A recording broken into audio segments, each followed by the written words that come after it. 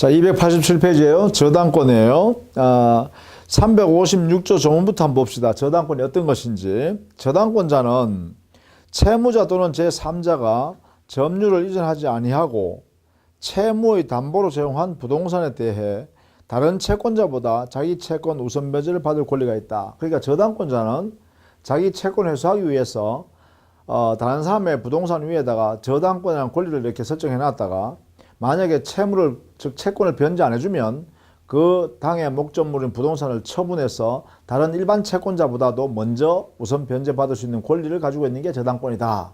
이게 설명하고 있죠. 자, 이때 이제 그때 그 물건의 주인은, 즉 부동산의 소유자는 채무자일 수도 있고 제3자일 수도 있다. 그리고 채무자나 제3자가 그 부동산에 대해서 저당권 설정했지만 자기가 점유하여 사용한다. 이렇게 돼 있죠. 그죠? 자, 이런 것이 바로 저당권이다라는 것입니다. 따라서 이 저당권은 그 성격이요, 우선 원칙적으로 약정 담보 물건이다라는 것이에요. 저당권. 제일 큰 성격이 우선 기본적으로 당사자 합의에서, 약정에서 자기 채권을 안전하게 회수할 수 있는 부동산 위에 있는 성립하는 물건이다. 그러다 보니까 물건이니까 물건을 지배하는데 이때 물건은 부동산에 한한다라는 것이에요. 동산은 안 된다는 것이죠. 우리 민법상으로. 그죠? 부동산에 대한 물건이다. 담보물건이. 그러면 담보물건이니까요. 당연히 뭐예요? 통유성이 있겠죠. 통유성을 가는다. 예컨대 부종성, 수반성, 물상대위성, 그리고 불가분성 이렇게 해요. 그죠? 통유성이 있다. 그리고 약정에서 이루어지니까 부동산에 관한 약정에 의한 저당권 취득하려면 당연히 저당권 설정 등기를 해야겠죠. 그렇죠? 당연히 저당권 설정 등기를 함으로써 저당권을 취득한다. 이렇게 되겠죠. 이런 모습의 성격을 우리는 저당권에 존재한다라는 것입니다. 이렇게 보시면 되겠죠. 자, 여기 두 번째요. 저당권 공부하기 위해서 이론적으로 말이죠. 유럽에서 제일 먼저 이 저당권 제도를 만들었어요. 유럽에서요. 그 유럽에서 만든 게 언제냐면 근대예요. 19세기에. 그래서 근대 저당권, 이 저당권의 특성이 어떤 거냐라는 걸 살펴보는 거예요. 19세기죠. 자, 여기에는 첫 번째 공시의 원칙이 인정된다라는 것이에요. 등기로 공시한다 이 말이죠. 공시의 원칙이 인정된다. 두 번째는 특정한다라는 것이에요. 특정의 원칙이 여기에 적용됐더라 이거죠. 즉 피담보 채권을 특정하고 대상 목적물을 특정한다라는 것이죠. 특정한다. 그 다음에 세 번째 순위를 확정합니다. 즉 저당권을 1번 저당권, 2번 저당권, 3번 저당권 순위를 딱 정해서 넣으면 그것이 딱 고정된다는 거예요. 이걸 순위 확정의 원칙이다 이렇게 해요. 순위가 확정된다라는 것입니다. 그러니까 1번 저당권을 설정하면 그 저당권은 소멸시키기 전까지는 계속 1번 저당권, 또 1번 저당권 뒤에 2번 저당권이 설정됐으면 1번 저당권이 뭐 변제돼서 마소됐다, 소멸되었다 하더라도 2번 저당권 설정했는 것은 변제 안 받으면 여전히 2번 저당권으로만 존재한다는 거죠. 그럼 1번 저당권은 공간을 비워버리겠죠. 그죠? 이런 상태로 순위가 확정된다. 이게 근대 저당의 특징이에요. 그 다음에 네 번째요. 네 번째는 이 근대 저당에는요, 그 저당권을 증권처럼 만들어가지고 말이죠. 예컨대 어음수표 말처럼 말이에요. 어음이나 수표처럼 증권을 만들어가지고 그 증권 위에다가 저당권을 이렇게 붙여서 그 증권을 막 거래할 수 있다. 이걸 뭐라 그러냐? 유통성이라 그래요. 유통성. 유통성이 인정되는 그러한 원칙을 취했더라 이런 이야기예요. 이 유통성 이게 저당권을 딱 붙여가지고 그 종이가 증권이 이렇게 거래하면 사고 팔면 저당권도 사고 파는 것이 된다는 거죠. 이게 유통성이라고 한단 말이에요. 이렇게 되려면 뭐가 보장돼야 돼요? 이 저당권의 내용이 독립적이어야 되죠. 그죠? 완전히 독립적이어야 되죠. 뭐 채권 이런 건 분리되고 말이죠. 저당권만 증권 딱 붙어야 되잖아요. 그래서 다섯 번째, 독립성이 있는 거죠. 독립의 원칙 이렇게 표현합니다. 그러니까 1번 저당권 독립, 2번 저당권 독립, 피담보 채권 별도, 채권 별도 이렇게 되는 거죠. 그러니까 저당권만 독립된다는 것이죠. 자, 이런 성격을 갖는다는 것입니다. 이 근대 저당에는요. 그런데 우리 민법에는 이걸 근거로 해서 이 근대 저당의 특성을 가지고 우리 민법으로 한번 적용해 보면, 우리 민법의 태도를 보면, 그래, 공시 등기하잖아요. 특정, 채권 특정하고 채무, 채권 채무를 특정하죠. 그 다음에 대상 목적물인 부동산을 딱 특정하잖아요. 1필지 토지나 1필 한 개의 건물이어야 되잖아요. 그죠? 딱 정한단 말이에요. 그 특정의 원칙이 있는 됩니다. 근데 순위 확정의 원칙이 이거는 적용이 안 돼요. 그죠? 여기에는 적용이 안 돼요. 왜냐하면 우리 민법은요. 여기에 이에 관해서는 순위 승진의 원칙을 이렇게 우리 민법은 취해버린단 말이에요. 승진해버려요. 그러니까 뭐냐면 하나의 건물에 1번 저당권, 2번 저당권 이렇게 설정했어요. 근데 만약에 채무자가 1번 저당권자한테 채권을 변제해버렸다 하면 1번 저당권이 소멸해버릴 거 아니에요. 소멸해버리면 2번 저당권이 그냥 가만히 있는 게 아니라 1번 저당권 소멸된 순간에 등기부에는 2번 저당권 이렇게 등기되어 있어도 이미 민법상으로는 1번 저당권으로 작용을 하고 있어요. 순위가 승진해버린다는 거예요. 이렇게. 우리 민법이 태도가요. 그래서 근대 저당원에서는 순위 확정의 원칙이지만 우리 민법은 순위 승진의 원칙을 취하고 있다라는 거예요. 또 우리 민법은요, 유통성을 보장하기 위해서 증권화하지 않았죠. 저당권을 증권에 만들어 이렇게 하체시켜 놓지 않았단 말이에요. 그러니까 이거는 또 인정되지 않습니다. 그 다음에 독립의 원칙. 그러니까 유통성이 인정 안 되니까 저당권만 딱 분리해가지고 증권에 안 붙여준다는 거죠. 그래서 저당권은 반드시 피담보채권과 함께 움직여야 되고 피담보채권과 붙어 있어야 된다는 거죠. 부종성, 수반성 이래야 된단 말이죠. 그래서 독립의 원칙도 우리 민법에서는 원칙적으로 인정하지 않는다는 거죠. 이것도 인정하지 않는다. 이렇게 돼요. 그렇죠. 그럼 우리 민법이 인정하는 것은 뭐 여기 정도 공시의 원칙 그리고 특정의 원칙 이 정도만 우리 민법이 채용하고 나머지는 우리 민법은 채택하지 않았다. 이렇게 해석하는 거죠. 이렇게. 자, 이런 내용으로 이해를 해 두셔야겠습니다. 자, 그 다음에 289페이지에 가면 저당권의 성립입니다.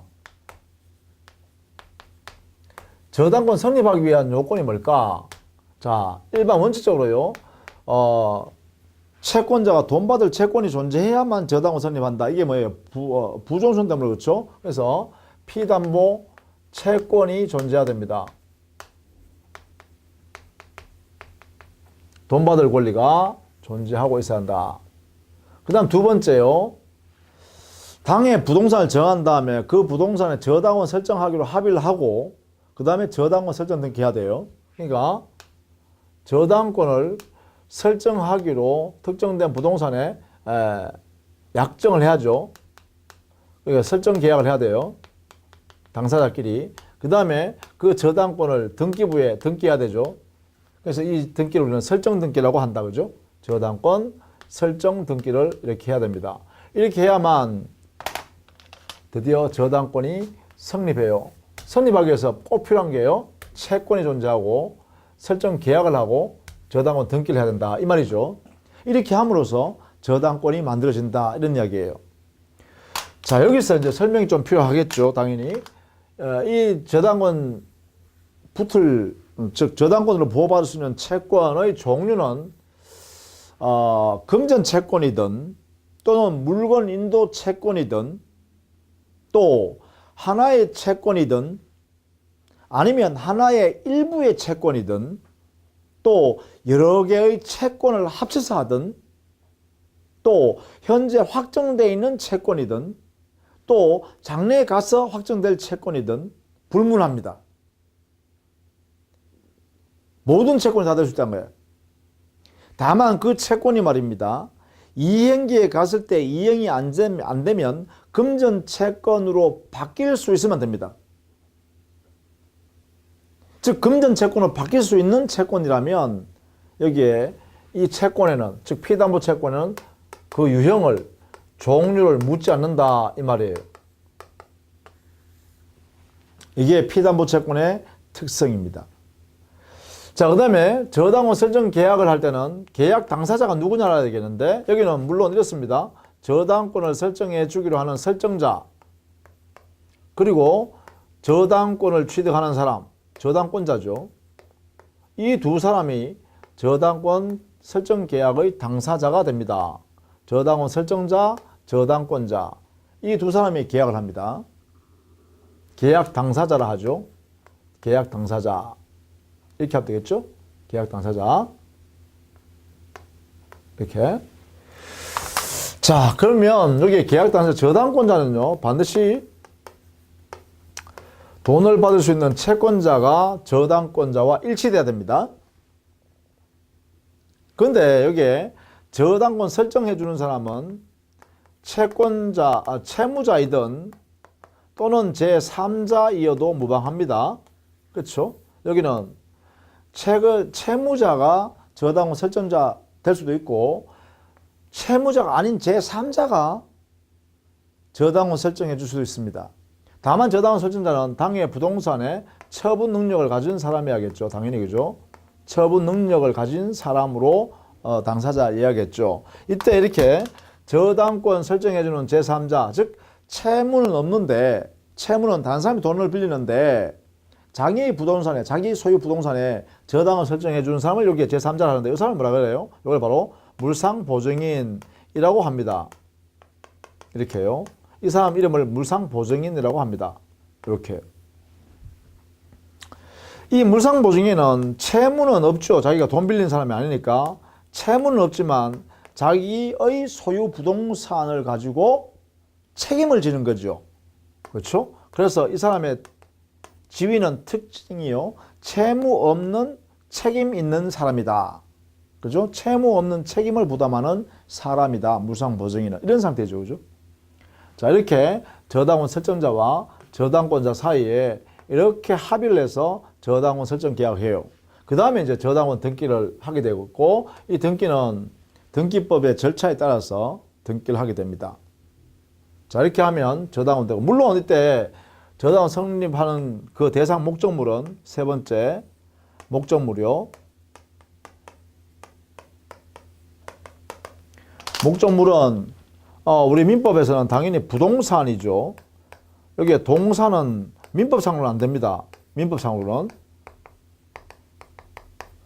문부상으로는 동산이 될 수 없습니다.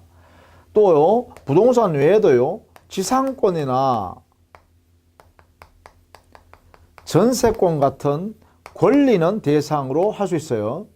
이렇게. 이것은 허용한다는 거예요. 민법에서. 그죠?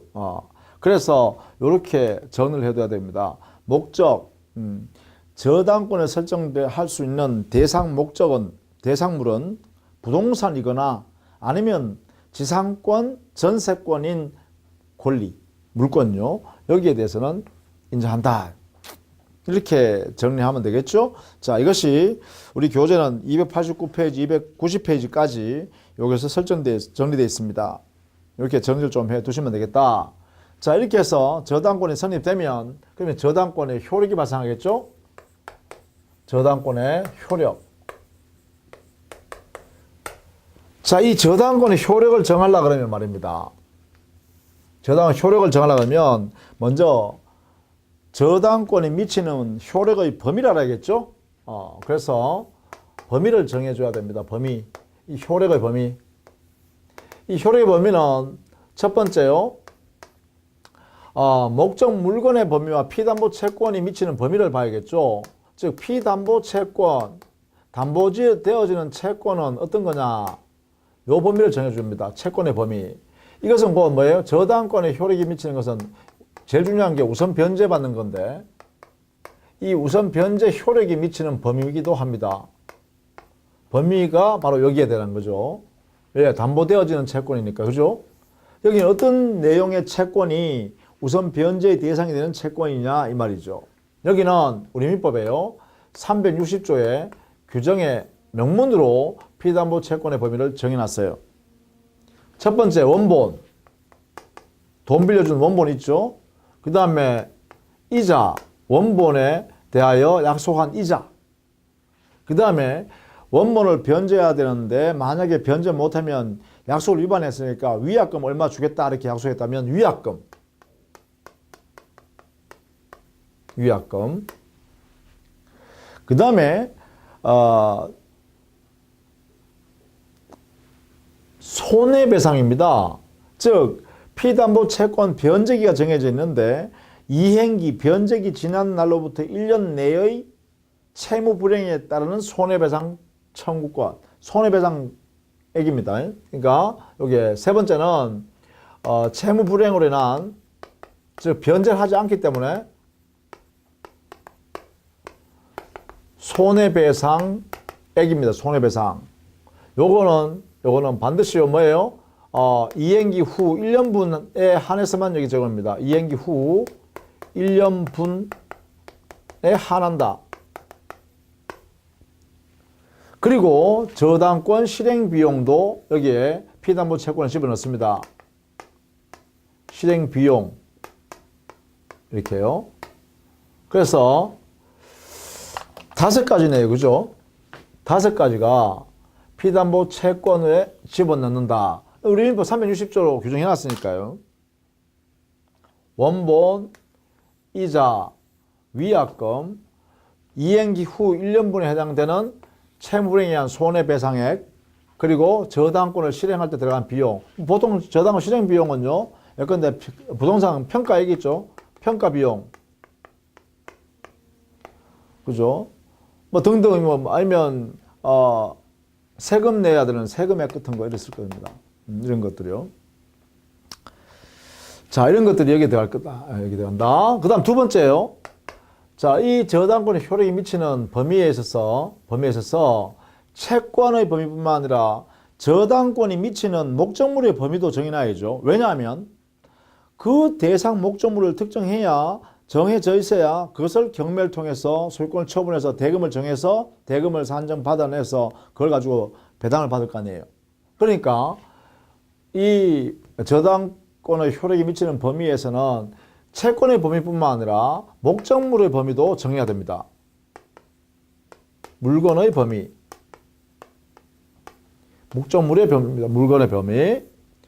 자, 여기에 대해서는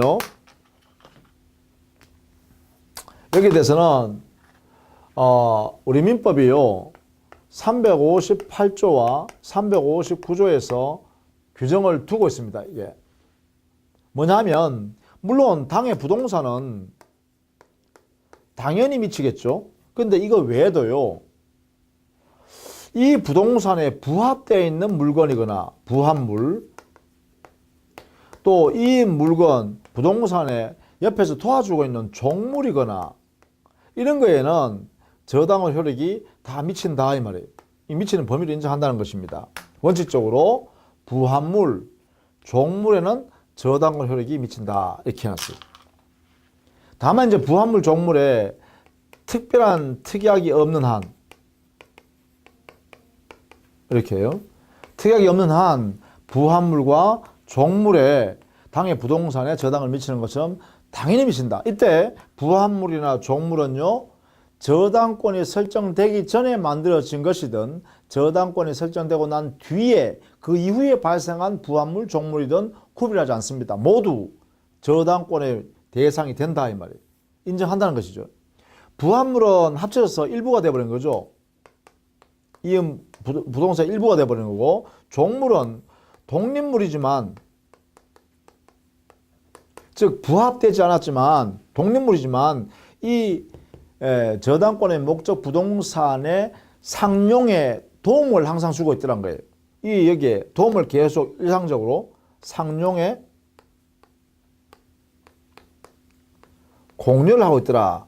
이런 상태면 종물이 돼서 도움을 주기 때문에 여기에 저당권이 설정되면 여기에도 당연히 저당권 효력이 미친다 이렇게 하자는 거죠.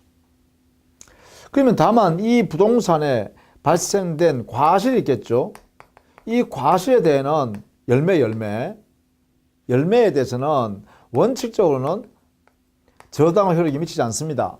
왜냐하면 저당을 설정되었다 하더라도 당의 그 부동산의 사용 수익, 과실을 가져가는 것은 저당의 설정자가 취득합니다. 그러니까 원칙적으로 과실은 저당권 설정자가 가져가는 것이기 때문에 저당권 효력이 미치지 않는다 이 말이야. 않는다. 그러나 다만 예외적으로 말입니다. 우리 민법에 규정을 또 해놨어요. 미치는 경우. 그게 뭐냐면 당의 저당 목적물에 압류 효력이 발생했을 때는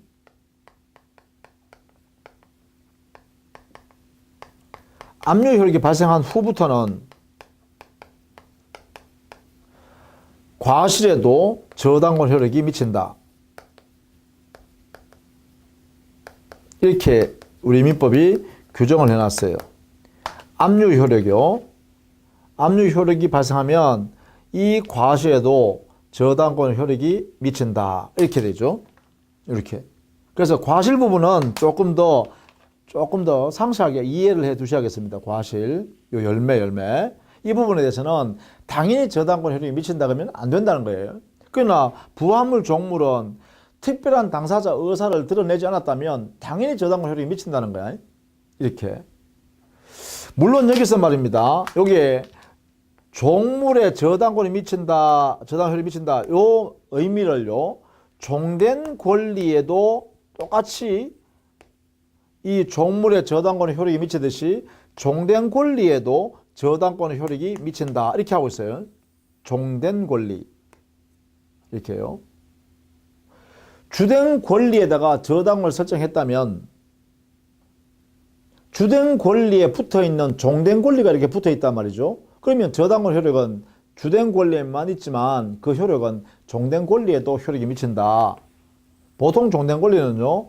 뭐 지상권과 토지 임차권 같은 거 뭐 이런 것들이 주로 아니면 전세권 같은 거 이런 것들이 주로 종된 권리 역할을 합니다.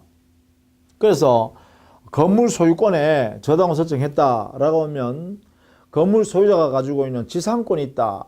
건물 소유하려고 지상권 가지고 있다라고 하면 건물 소유권에 저당권 설정했다면 그 지상권에도 건물 소유자가 가지고 있는 지상권에도 당연히 종된 권리이기 때문에 저당권의 효력이 미친다. 이렇게 해석하는 거죠. 자, 여기까지 여러분이 이해를 해 두셔야겠다라는 것입니다. 이렇게 해서 저당권이 미치는 목적 범위, 즉 피담보 채권의 범위와 목적물의 범위를 쭉 살펴봤습니다. 이것이 여러분 교재예요. 291페이지에 있는데 여기서 여러분 읽어보시면서 구체적으로 좀 봐두시면 돼요. 예컨대 부합물이 어떤 거냐. 거기 보면 우리 교재 291페이지에요. 하단에 A 동그라미 있어요. 거기 보면 다섯 번째 줄에 보면 예 해가지고요. 종물에 관한 이야기를 정리해놨죠. 부합물 종물에서 종물, 횟집 점포 건물에서 수족관 건물이라든지 주유소에서의 주유기라든지 백화점 건물에서의 전화 교환 설비, 지하에 있는 전화 교환 설비라든지 이런 것들을 예를 들어 놨죠. 또 바로 밑에 보면 종된 권리를 설명하고 있죠. 자, 이렇게 정리를 좀 해 두십시다. 이런 거죠. 그 다음에 292페이지에 가면 동그라미 2번에 피담보 채권의 범위에서 360조 규정을 설명해 주고 있죠. 거기 360조 원본, 이자, 위약금, 채무 불이행으로 인한 손해배상 및 저당권의 실행 비용까지는 피담보 채권의 범위로 산입한다. 지연배상인 채무 불이행으로 인한 손해배상 여기에는 원본의 이행기일 경과 후 1년분에 한한다. 이렇게 정의되어 있죠. 까지 정리해 두시면 되겠다. 자, 그 다음에 저당권의 효력에 중요한 게 뭐예요? 당연히 우선 변제권이죠. 저당권의 효력이 가장 중요한 게 우선 변제가 아닙니까? 그렇죠? 그래서 두 번째 저당권 효력에서 우선 변제권이 있다. 변제 효력이 있다. 이 말이죠. 자, 우선 변제 효력은요. 일반 채권자보다 우선하죠. 기본적으로 그죠? 그런데 여기에 보통 일반 채권자보다 우선한다라는 게 원칙입니다. 여기에 예외가 있다는 것이죠. 각종 예외가 있어요. 이 예외는 민법상의 예외 규정이라든지 특별법상의 예외 규정이 있어야 됩니다. 예컨대 임금채권 같은 경우에는 근로기준법상의 상결분의 임금채권은 저당권자보다 우선한다. 임금채권 채권이잖아요. 퇴직금 채권도 마찬가지고요. 근로자의 퇴직금 채권.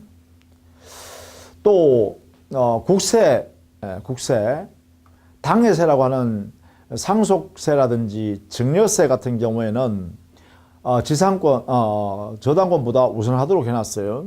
예외 규정이 있단 말이죠. 이렇게. 또 주택임대차 보호법이나 상가건물 임대차 보호법에 가면 최우선 변제받을 수 있는 범위를 정해놨어요. 소액 임차인 중에서, 그죠? 그 보증금 중 일정액에 대해서는 최우선 변제받도록 규정을 해놨단 말이에요. 그러면 저당권보다 언제나 우선 변제받을 수 있도록 하는 거죠. 뭐 이런 내용들이 예외 규정이 있다라는 것입니다. 그것은 여러분 293페이지에 동그라미 2번에 우선 변제의 순위라고 해놨죠. 이 부분을 여러분이 좀 봐두시면 됩니다. 거기에 지금 제가 설명한 것처럼 예외 규정을 뒀다면 저당권보다 우선할 수 있다. 뭐 그런 것들을 한번 여러분 살펴봐 두시면 되겠습니다. 자, 그 다음에 저당권 실행 한번 볼까요? 이 우선 변제를 받기 위해서 저당권 실행하는 겁니다.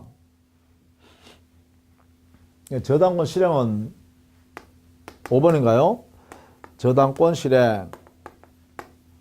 자, 우리 민법상에 저당권자가 자기 채권을 우선 변제받기 위해서 실행하는 방법, 행사하는 방법은 뭐냐? 행사하는 방법은 바로 경매권 행사입니다. 이 경매권 행사를 통해서 우선 변제 효력을 누린다. 그래서 이게 바로 저당권 실행이라고 할 수 있겠죠. 그것이 여러분 교재는 양갈로 2번 담보권 실행 경매 이렇게 돼 있죠. 거기 동그라미 2번에 보시면 경매 신청하면 법원에 신청하면 되죠. 법원에 경매 신청하면 이미 경매는 이걸 경매를 이미 경매라고 해요. 이 말은 뭐냐면 채권자가 법원에 소송을 통해서 자기가 채권 돈 받을 권리가 있다는 이행 판결을 받은 다음에 이행 판결을 확정한 다음에 집행을 경매를 신청하는 것이 아니라 저당권 등기를 근거로 해가지고 피담보 채권 변제기 도래했는데 변제하지 않는다라고 하는 그것만 확정되면 바로 별도의 재판을 거치지 않고 법원에다가 당에 이 부동산을 경매해 주십시오라고 신청할 수 있다는 거예요. 그러면 법원은요 서면으로만 당에 채권 변제가 되지 않았다는 것만 증명 보이면 그때는 경매 개시 결정을 법원이 합니다. 경매 개시 결정을 법원이 하면서 동시에 그 개시 결정을 부동산이 관할하고 있는 그 등기소에다가 경매 개시 결정 이 내용을 거기에 등기하라라고 촉탁 등기를 명령하죠. 그리고 나서 이제 현황 조사서 이제 공무원을 보내서 현황 조사서 만들고 그다음에 경매를 실질적으로 집행하지요. 그래서 그 중에 최고가로 입찰한 사람한테 경락 허가 결정을 내려주죠. 그러면 그 허가 결정을 받은 사람이 그래요. 경락 대금을 즉 경매 대금 자기가 써놓은 경락 대금을 전부 완료 입금하면 그죠 완납을 하면 그러면 그 다음부터는 뭐예요? 경락 대금이 들어왔으니까 어떻게 해요? 채권자 순서에 따라서 자 저당권자 순서 그 채권자 순서에 따라서 이제 배당을 하겠죠. 배당 절차로 들어간다 이래 되겠죠. 자, 뭐 이 정도로 여러분 정리를 해 두시면 되겠어요. 그 다음에 경매 외에는 뭐 없는가? 이럴 수는 없겠는가? 즉 저당권자와 그 상대방 저당권 설정자 사이에 말입니다. 경매 이외의 방법으로 이 부동산을 처분해서 저당권자가 자기 채권 변제받고 남는 금액은 저당권 설정자한테 돌려주기로 하는 이런 약정을 하면 안 될까? 이런 질문을 하게 되겠죠. 왜냐하면 일반적으로 법원에다가 경매 신청해서 경매를 하게 되면 평가 금액도 작은 데다가 공개 입찰하니까 대체로 보면 시가보다 싸게 팔리는 경우가 많더라는 거죠. 그러니까 당사자끼리 합의를 하는 거죠. 저당권 설정자와 저당권자가 합의로 경매 이외의 방법에 특약을 할 수는 없을까? 이것을 뭐라 그러냐? 이 실행에 관해서요, 경매 이외의 방법으로 하기로 당사자끼리 약속하는 것, 즉 저당권 설정자와 저당권자 사이에 합의를 하는 거예요. 합의. 경매 이외의 방법을 하는 것으로. 이걸 이렇게 합의한 이 합의를 뭐라 그러냐? 이 합의를 이제 우리 법적으로 유저당 특약이라 한다 이 말이죠. 법률 용어예요. 유저당 특약. 그러면 저당권 설정자와 저당권자가 경매 이외의 방법으로 하기로 합의하는 겁니다. 이외의 방법. 이것으로 합의하는 겁니다. 이 합의를 언제 하느냐면 피담보 채권 변제기 전에,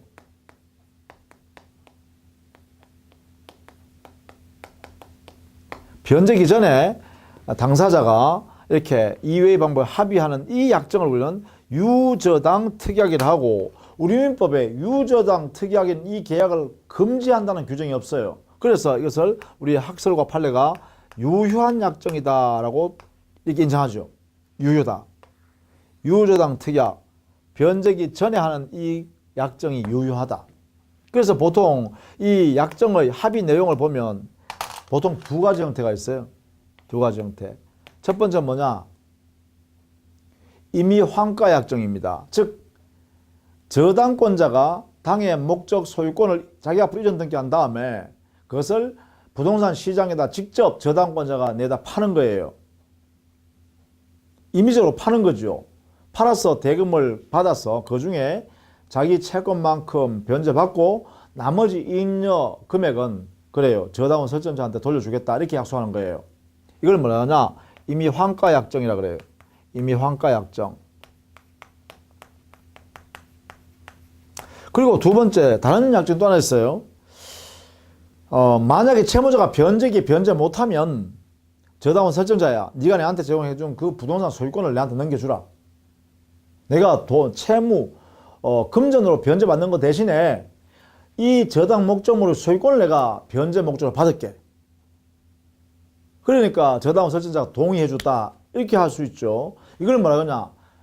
금전적 변제해야 될 것을 물건의 소유권으로 변제한다 대신, 그죠? 그래서 이걸 뭐라 하냐? 대물변제라고 합니다. 대물변제. 이것을요 미리 변제기 전에 약속하잖아요. 그래서 대물변제의 예약이라고 하죠. 이런 형태가 유저당 특약에 존재할 수 있고, 이것은 사회적으로 허용될 수 있는 그러한 내용이다 해서 유효라고 합니다. 이 약정들이 유효한 것이죠. 이렇게 해결한다는 것입니다. 자, 이렇게 해서요 우리는 저당권의 일반적 모습을 한번 쭉 살펴봤습니다.